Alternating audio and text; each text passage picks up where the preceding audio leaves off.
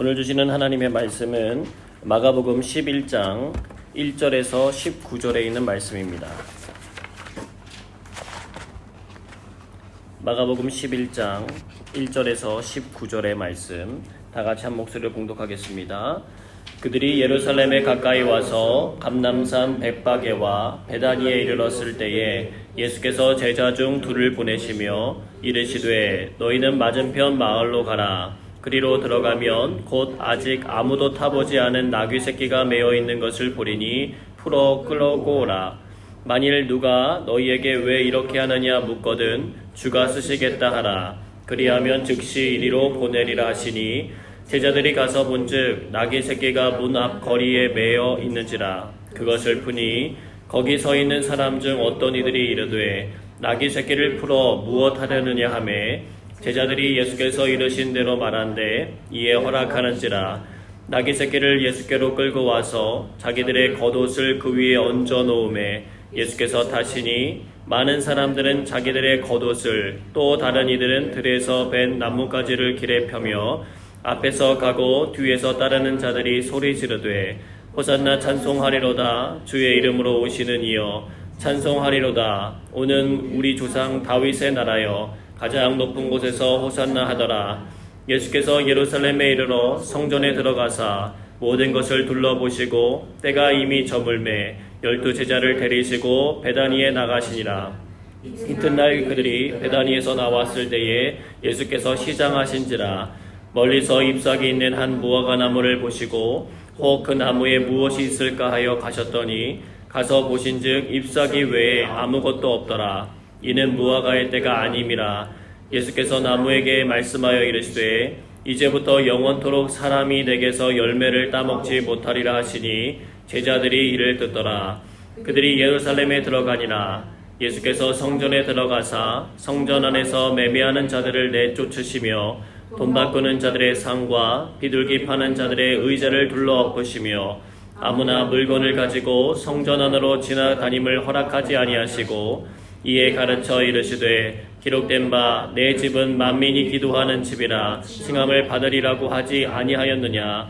너희는 강도의 소굴을 만들었도다 하시매 대제사장들과 서기관들이 듣고 예수를 어떻게 죽일까 하고 꾀하니 이는 무리가 다 그의 교훈을 놀랍게 여김으로 그를 두려워함일러라. 그리고 날이 저물매 그들이 성 밖으로 나가더라. 아멘. 오늘은 목적대로 쓰임받게 하소서라는 제목으로 주의 말씀 증거하도록 하겠습니다. 하나님의 귀하고 복된 사랑과 은혜와 보호하심이 우리 귀한 성도님들의 삶 속에 가득히 차고 넘치시기를 주님의 이름으로 축복합니다. 특별히 창립 25주년을 맞이하여서 지금까지 지켜주시고 한결같은 은혜로 채워주신 하나님께 깊은 감사와 영광을 돌리는 그런 예배 시간이 되길 소망합니다. 로마에서 성전을 지을 때였어요. 수많은 석공들이 동원돼서 그 일을 열심히 하고 있었습니다.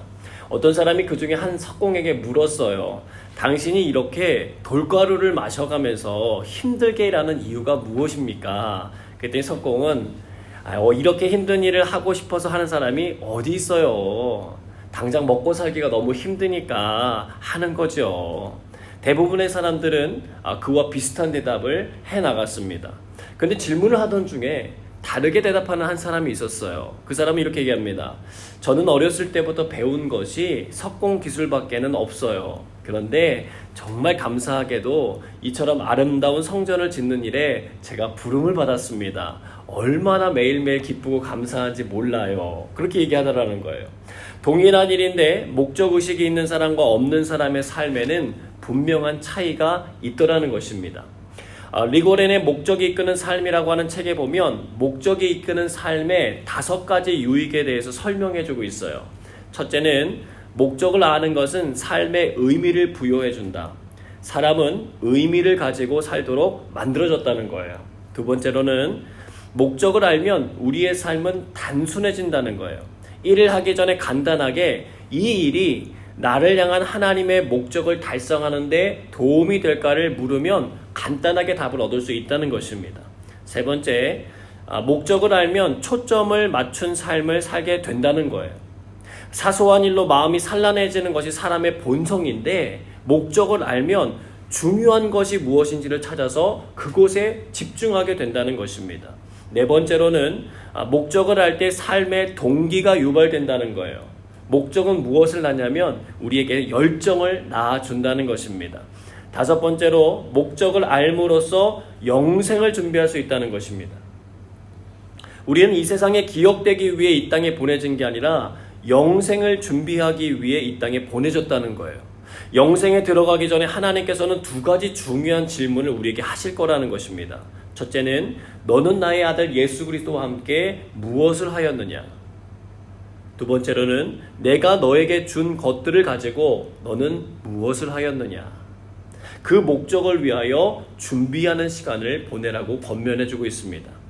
오늘은 우리 교회가 이곳 싱가포르에 세워진 지 25주년이 되는 창립 감사주일이에요. 타이밍이 정말 절묘하게 오늘부터 앞으로 5주 동안 코로나 바이러스 확산을 막기 위한 정부 방침에 따라 우리들은 모여서 함께 예배드릴 수 없는 상황입니다. 이제는 모여서 예배드리는 부분에 대한 선택권이 사라졌어요. 새로운 시험대 위에 서게 되었습니다.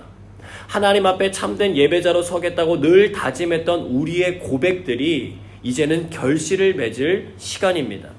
아무도 보는 사람이 없는 여러분의 가정에서 진실한 마음으로 예배드릴 수 있는 좋은 기회가 주어졌습니다.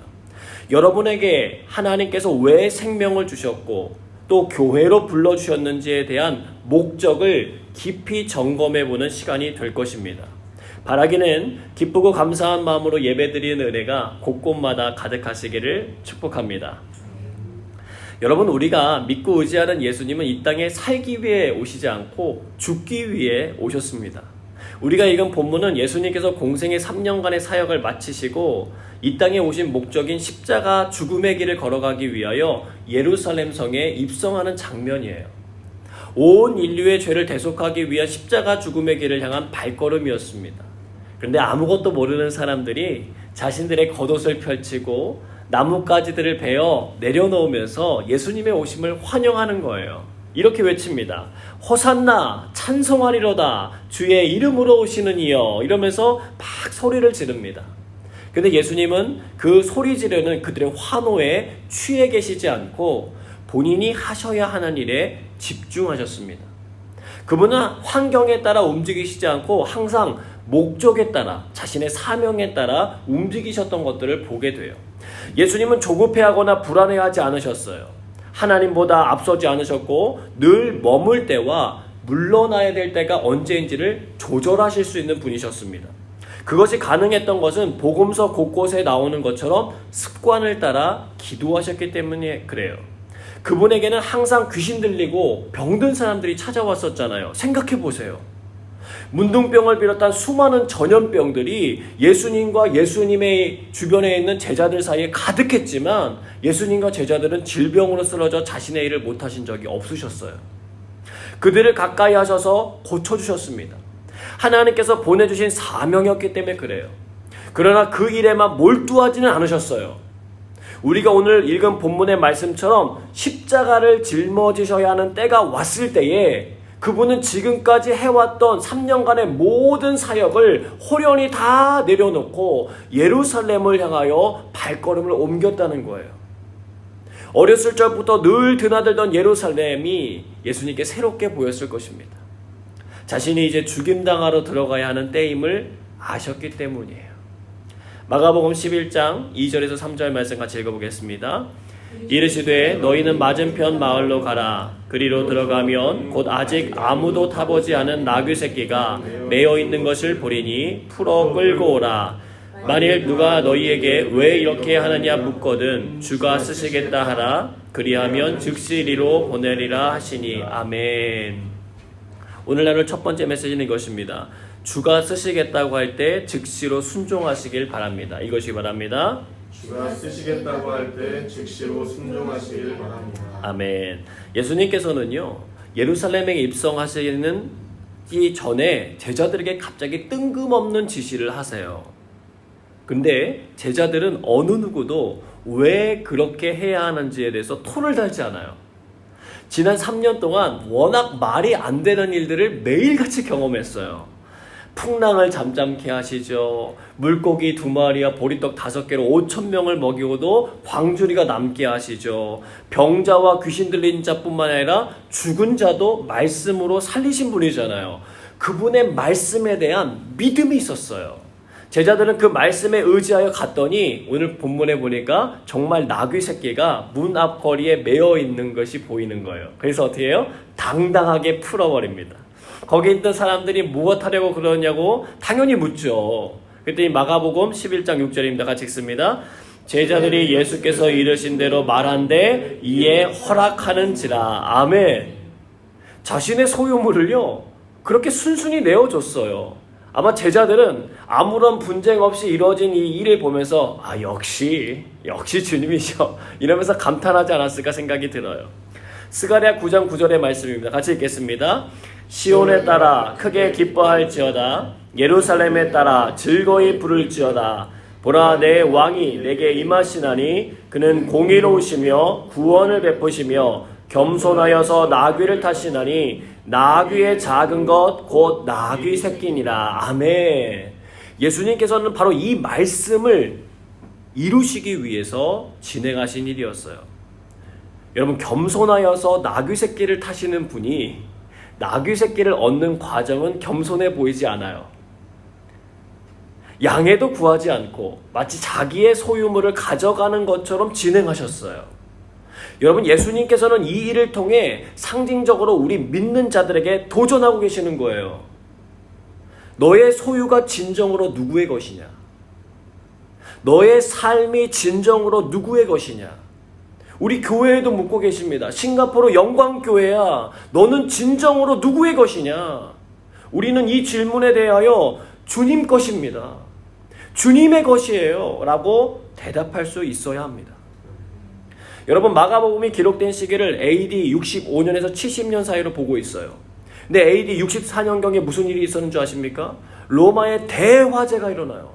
그리고 이 화재를 일으킨 장본인이 네로 황제라고 하는 소문이 도니까 민심을 수습하기 위해서 모든 잘못을 아무런 죄가 없는 기독교인들에게 다 돌려버려요. 수많은 그리스도인들이 그 박해 때문에 얼마나 많은 죽임을 당했는지 몰라요. 베드로도 AD 64년경에 순교하고요. 바울도 AD 67년경에 순교해요. 예루살렘은 AD 70년경에 완전히 멸망하게 됩니다. 그 당시 예수님의 제자가 된다는 거는요, 목숨을 걸어야 가능했어요. 근데 사람들은요, 목숨을 걸고 믿기 시작했어요. 그들은 예수님의 말씀 안에서 자신들의 정체성을 찾았고요, 삶의 목적을 발견했어요. 그런 촌각을 다투는 상황에서 기록된 성경이 마가복음이라는 거예요. 죽느냐 사느냐의 문제 앞에서 그들로 하여금 올바른 결정을 할 수 있도록 돕기 위하여 하나님께서 허락해 주신 복음서라는 거예요. 그들은 죽어갔지만 목적이 있는 죽음을 당했기 때문에 여전히 교회는 사라지지 않고 계속해서 지금까지 이어져 올 수 있었다는 것입니다. 여러분, 역사는 반복된다는 것을 잘 아실 거예요. 이슬람에 의해서 구소련과 중국, 북한, 그리고 나치 독일에 의해서 교회가 얼마나 많은 박해를 받아왔습니까? 우리나라도 일본에 의해서, 북한 공산군에 의해서 수많은 교인들이 죽임을 당한 것을 알고 있습니다. 그들이 믿는 제국주의와 공산주의는 하나님을 믿고 따르는 교회와 부딪힐 수밖에 없어요. 그래서 북한의 정치 수용소에 수많은 기독교인들이 갈 수밖에 없는 이유이고, 중국의 공산당이 선교사들을 추방시키려고 하는 이유이고, 자국의 18세 미만의 아이들에게 복음 전도를 할 수 없게 만드는 이유예요. 그런데도요, 교회는 견뎌냈어요. 왜요? 오늘 말씀처럼 주님이 요청하실 때에 그 음성 앞에 순종한 사람들 때문입니다. 하나님의 약속하신 말씀을 이루기 위하여 자신들의 삶을 헌신한 사람들 때문에 그래요. 하나님께서 이 땅에 허락하신 남은 자들 때문입니다. 여러분, 오늘날도 마찬가지라는 거예요. 교회인 우리가 예배당에 모일 수 없는 상황에서도 가정에 모여 하나님을 예배하기 시작하는 것입니다. 찬양하고 기도하며 주의 말씀을 듣고 반응하는 거예요. 흐트러짐 없이 정직하고 진실하게 우리가 예배드리기 시작할 때에 세상은 살아계신 주님을 다시 알아가기 시작할 거예요. 우리의 자녀들이 삶의 현장에서 주님 안에 거하는 법을 배우게 될 것입니다. 우리가 겸손히 기도하며 말씀에 순종하기 시작할 때에 하나님께서는 이 세상을 긍휼하게 보셔서 다시 은혜로 덮어주실 줄로 믿습니다. 또한 이번 코로나 사태는요, 하나님께서 우리 믿는 자들의 가정을 회복시켜 주시려고 준비하신 특별한 선물이라고 저는 믿어요. 근대화, 산업화, 도시화, 정보화 사회를 일으켰지만 핵가족화되면서 이혼율, 자살률, 그리고 낙태율 등이 세계 탑 랭킹에 드는 것이 우리 대한민국이잖아요. 출산율은 최저예요.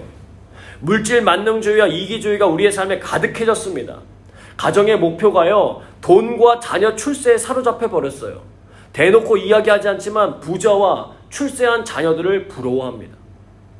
인생의 목표를 다시 회복해야 될 때라는 거예요. 가족이 예배를 통하여 하나님의 사랑을 느끼고 말씀 앞에 반응하여 서로 이해하고 축복하는 일들이 일어나야 하는 시대라는 거예요. 여러분, 기회가 왔습니다. 주님께서 주신 기회를 붙들러서 여러분의 가정 안에 하나님이 주시는 사랑과 은혜가 흘러가도록 이끌어 주시기를 주님의 이름으로 축복합니다. 예수님은 우리를 죄와 죽음의 자리에서 건져내시기 위해 자신의 생명을 들이셨어요.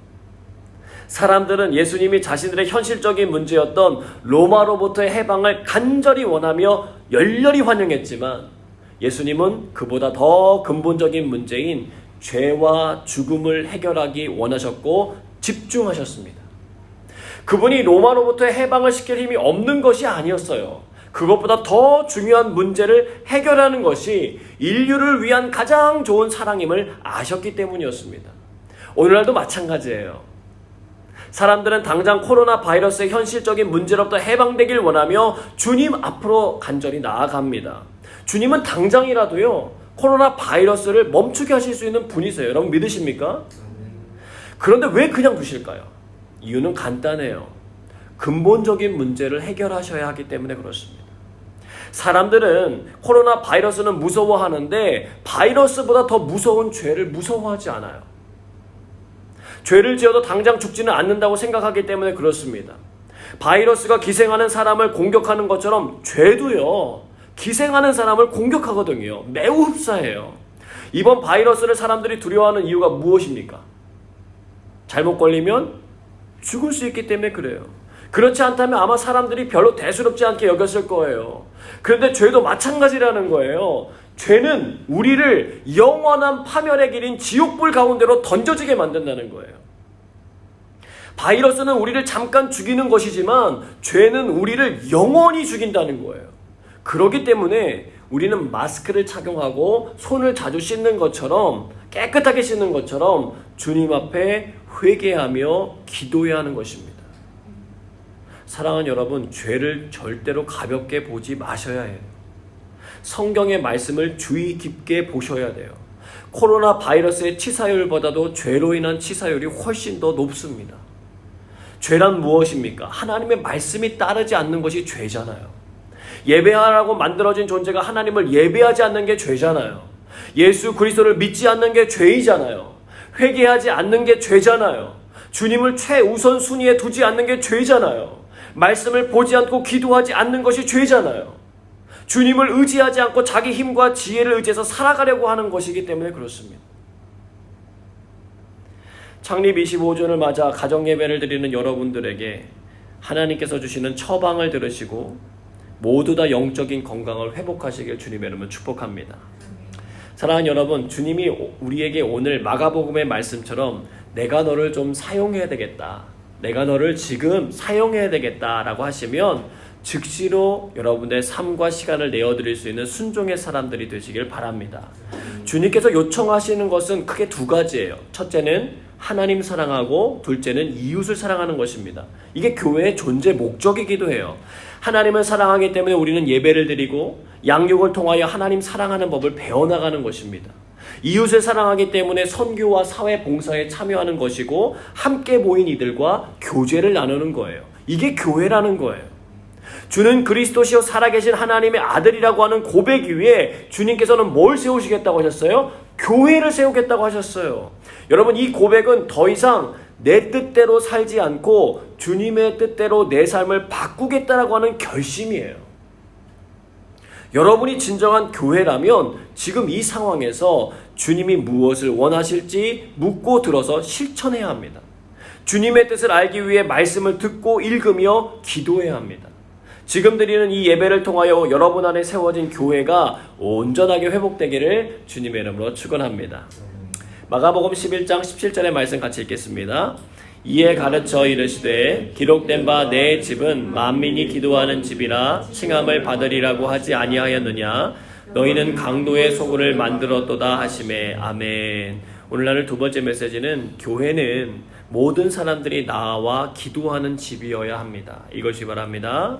교회는 모든 사람들이 나와 기도하는 집이어야 합니다. 예수님 당시 예루살렘 성전은요, 로마의 압제 속에서도 번영을 이루고 있었어요. 사람들이 가득한 곳이었습니다. 사람들은 율법에 따라 죄를 사함받기 위하여 예루살렘 성전에 찾아왔고 제사를 드리기 위하여 필요한 짐승을 구입해야 했어요. 그런데 여행객들이 멀리서 올 때 제사에 드리는 흠없는 짐승을 가져온다는 것이 쉽지 않기 때문에 짐승을 구입할 수 있도록 배려해 주었어요. 문제는 유일한 창구였기 때문에 돈에 눈이 먼 상인들과 제사장들이 결탁해서 시중보다 비싼 값을 받고 팔아 넘긴 뒤에 이익을 서로 분배하여 챙기기 시작한 거예요. 환전소도 같은 개념입니다. 마가복음 11장 15절의 말씀 같이 읽겠습니다. 그들이 예루살렘에 들어가니라. 예수께서 성전에 들어가사 성전 안에서 매매하는 자들을 내쫓으시며 돈 바꾸는 자들의 상과 비둘기 파는 자들의 의자를 둘러 엎으시며. 아멘. 예수님은 하나님의 성전이 죄악 가운데 무너지는 것을 더 이상 바라볼 수가 없으셨어요. 그냥 외면하지 않고 그들의 상을 다 엎어버리고 내쫓아 버리십니다. 골로새서 3장 5절에서 6절 말씀 같이 읽겠습니다. 그러므로 땅에 있는 지체를 죽이라. 곧 음란과 부정과 사욕과 악한 정욕과 탐심이니 탐심은 우상 숭배니라. 이것들로 말미암아 하나님의 진노가 임하느니라. 아멘. 우리 안에 있는 탐심을 경계해야 된다는 거예요. 탐심이라고 번역된 플레오넥시아라고 하는 단어는 더 많은 것, 더 큰 것을 가지고 싶어하는 마음이에요.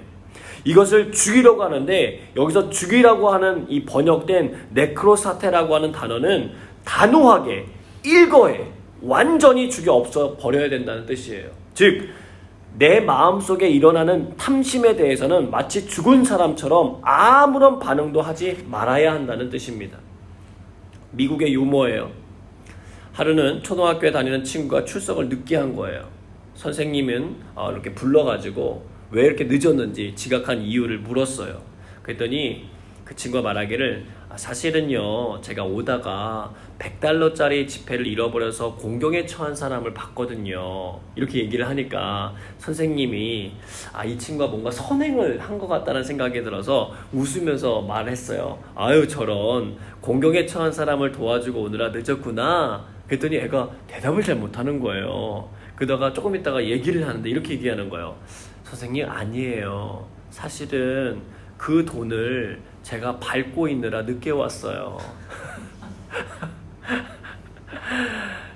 누가 가르쳐준 것도 아닌데 탐심은요 자동 시스템으로 움직여요.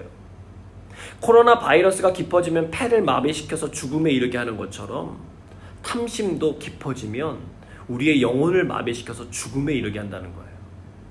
그래서 예수님은 성전에 가득한 탐심을 제거하기 위하여 매매하는 사람들을 다 쫓고 돈 바꾸는 자들의 상과 비둘기 파는 사람들의 의자를 다 둘러 엎으셨어요. 굉장히 과격한 모습을 보이세요. 이제까지 예루살렘에 오셨을 때는 단 한 번도 하지 않으신 일이었어요. 그때는 힘이 없었기 때문에요? 아니에요. 십자가 죽음의 길을 위해 이 행동은 필수적인 일이었고 하나님 아버지의 마음이기도 했기 때문에 그래요. 탐심에 이미 깊이 사로잡혀버린 사람들이었기 때문에 그래요. 파는 사람이나 사는 사람이나 이 부분에 대해서 전혀 문제의식을 느끼지 못할 정도였어요. 그래서 예수님은 단호하게 행동한 것입니다.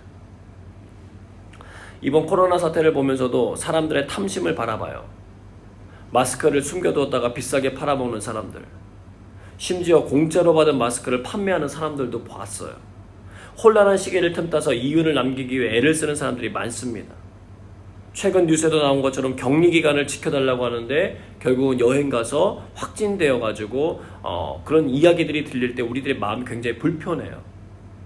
그런데 다른 사람들을 향했던 그 눈으로 이 시간 우리가 해야 할 일은 우리 자신을 들여다봐야 된다는 거예요.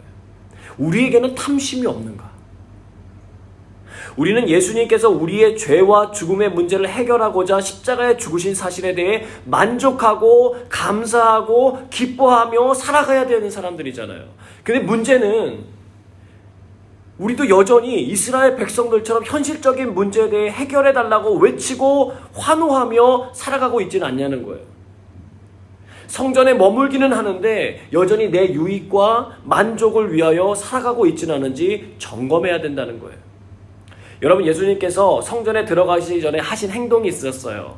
예수님이 배가 고프셔서요, 잎사귀가 무성한 한 무화과 나무를 보셨어요. 아직은 무화과 나무가 열릴 때가 아니었거든요. 그런데 그 열매가 없는 것을 보시고는 그 나무에 갑자기 저주를 내리시는 거예요. 이거는요, 굉장히 상징적인 행동이에요. 잎은 무성한데 열매가 없는 그리스도인들을 향한 메시지입니다. 정신 차리라는 거예요. 맹목적으로 따라가지 말고 무엇이 하나님이 기뻐하시는 일인지를 깨달으라는 거예요. 여러분, 성전 정화 사건은요, 당시 유대사회를 발칵 뒤집어 놓았어요. 성전의 목적에 대해서 주님은 분명하게 모든 백성들에게 알려주셨어요. 만민이 기도하는 집이다. 그러나 대제사장들과 서기관들은요, 그 사실을 듣고는요, 들었어요. 그런데 자신들의 삶을 회개하고 정결하게 하기보다는 어떻게 합니까? 예수를 어떻게 하면 죽일까 논의하기 시작했다는 거예요. 하나님은 성전을 통해 예배받기를 원하시고 기도를 통해 자신을 비워내고 하나님의 마음을 채워나가기를 소망하세요. 또한 이웃을 위한 중보기도를 통하여 세상의 주의 나라를 세워가길 원하세요. 이 일을 위하여 우리를 주님의 교회 삼아 주셨습니다. 기도를 회복하시길 바랍니다. 그냥 내 안전과 유익을 위해 구하던 기도에서 한 걸음 더 나아가서 주님의 뜻이 이 땅 가운데 실현되기를 위해서 기도해 주시기를 바라요.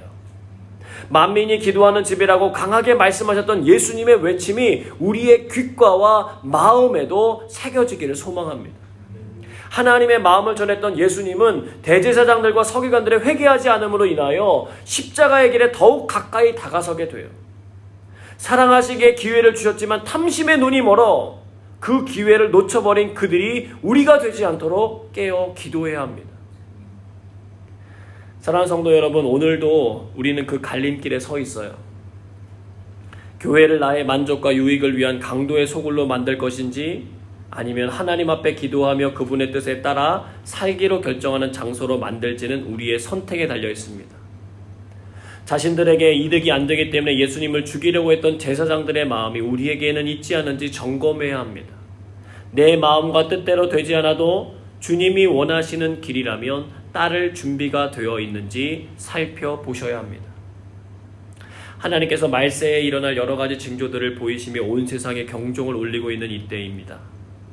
여러분, 두려워하거나 혼란할 때가 아니라 차분하게 마음을 가라앉히고 우리가 왜 이 땅에서 살아가고 있는지, 주님이 왜 우리를 교회 삼으셨는지, 교회의 사명은 도대체 무엇인지 분명하게 생각하고 묵상해야 될 때입니다. 기도해야 될 때예요. 기도하면 하나님께서 일하시기 때문에 사단은 기도하지 못하도록 끊임없이 우리를 넘어뜨립니다. 25주년이 된 우리 교회를 위하여, 성도들을 위하여, 우리의 이웃들을 위하여 하나님의 뜻이 이 땅 가운데 이루어지기를 위하여 기도하시기를 바랍니다. 우리의 기도를 통하여 하나님의 영광이 우리가 머문 자리마다 가득 임재하게 되기를 주님의 이름으로 간절히 축원합니다. 함께 기도하겠습니다. 하나님의 말씀 앞에 즉시로 순종할 수 있는 믿음 주시고 우리의 기도 생활이 회복되게 하여 주옵소서. 교회를 위하여 하나님의 뜻이 이 땅 가운데 이루어지도록, 코로나의 극복을 위하여, 또한 그야 못지않게 우리에게 가득한 죄의 극복을 위하여 하나님 도와달라고 우리 다 함께 소리내어 기도하며 나가도록 하겠습니다. 사랑과 마신 아버지 하나님 감사합니다. 하나님 오늘도 이 시간 주님 앞에 서게 하여 주시고 주님의 말씀 앞에 다시 한번 반응하여 갈 수 있도록 인도하시니 감사합니다. 하나님 우리의 신앙생활이 회복되게 하여 주시옵소서. 하나님의 말씀 앞에 선 참된 예배자가 되게 하시고 주의 음성 앞에 순종하며 나아갈 수 있는 믿음의 사람들 되게 하여 주시옵소서. 하나님 우리의 기도가 회복되기 원합니다. 만민이 기도하는 집이라고 하셨는데 하나님의 성전된 우리 교회의 모습들이 정말 기도하고 있는지 다시 한번 돌이켜봅니다. 하나님이 일하실 수 있도록, 하나님이 역사하실 수 있도록 우리의 가정에서, 우리의 일터에서, 우리의 삶의 자리에서 주님 앞에 기도하는 이들이 많아지게 하시고 이 기도를 통하여 하나님의 놀라운 역사하심과 그 능력들이 모든 열방 가운데 이루어지는 것들을 경험하게 하여 주시옵소서. 하나님 25주년 창립기념주일을 맞이하며 오늘 정말 뜻깊게 각 가정에서 예배드리게 하시니 감사합니다. 하나님 홀로 있는 영혼들도 있고 가정이 있는 영혼들도 있을 텐데 하나님 앞에 모여 예배드리는 이 시간을 통하여 참된 예배들이 회복되어지게 하시고 참된 기도가 회복되어지게 하시고 참된 말씀 앞에 설 수 있는 은혜가 회복될 수 있는 시간들이 될 수 있도록 주님 도와주시옵소서. 주님 역사해 주시옵소서. 사랑이 많으신 능력이 많으신 주의 은혜가 우리 가운데 흘러나갈 수 있도록 인도하시고 특별히 코로나의 모든 상황을 주님 극복할 수 있도록 감당할 수 있도록 은혜 베풀어 주시고 주님의 선한 손이 긍휼히 아버지 온 세계 열방 가운데 흘러갈 수 있도록 인도하여 주시며 또한 죄로 인하여서 무너진 많은 삶의 영역들이 다시 한번 회복되어지고 다시 한번 보듬어지고 다시 한번 예수의 이름으로 십자가의 보혈로 나와 다시 한번 정결함을 입고 힘을 얻고 능력을 얻고 하나님의 사람으로 일어설 수 있는 주의 온전한 교회로 세워질 수 있는 그런 은혜가 있도록 우리 하나님 도와주시옵소서. 주님께서 이루신 일들을 찬양하고 감사드립니다. 우리의 모든 기도에 신실하게 응답하실 주님께 감사드리며 사랑이 마신 예수님의 이름으로 기도드리옵나이다. 아멘.